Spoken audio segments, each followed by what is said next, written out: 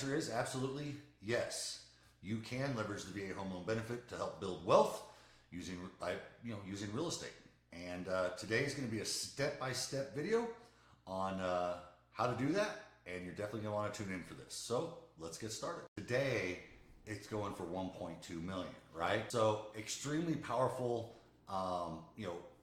For the non-military members to buy a home, there's a few more hurdles they have to go through. I mean, they have to worry about down payment issues and stuff of that nature, and where to get that money from, where you, through your service, do not have to do that, right?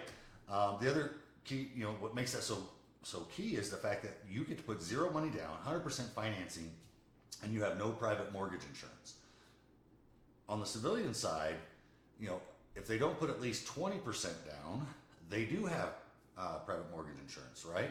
Which means they'll have their normal mortgage payment plus the amount that they have to put down, and then they have an additional monthly payment and basically it's insuring the loan that in case they default